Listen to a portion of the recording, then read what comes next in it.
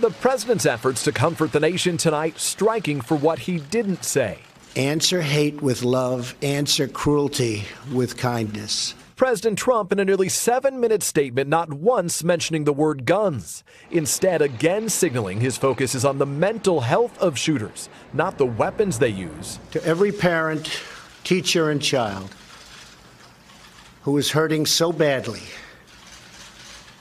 we are here for you. The question tonight, how and when? We cannot tolerate a society and live in a country with any level of pride when our babies are being slaughtered. Even some of the president's allies, like Florida Governor Rick Scott, calling for action. How do we make sure that individuals with mental illness do not touch a gun? Still, many Republican lawmakers say Congress needs to take a breath. This is not the time to jump to some conclusion, not knowing the full facts. The Democrats' rebuttal? The idea that on days when there are school shootings, I can't talk about the need for change is ridiculous. The president's initial response this morning suggesting the Parkland community could have done more, tweeting, "So many signs that the Florida shooter was mentally disturbed. Neighbors and classmates knew he was a big problem." Despite emphasizing mental health, the White House's newly unveiled budget would slash funding for Medicaid that covers a quarter of mental health care in the U.S. And President Trump last year revoked a hotly contested Obama-era regulation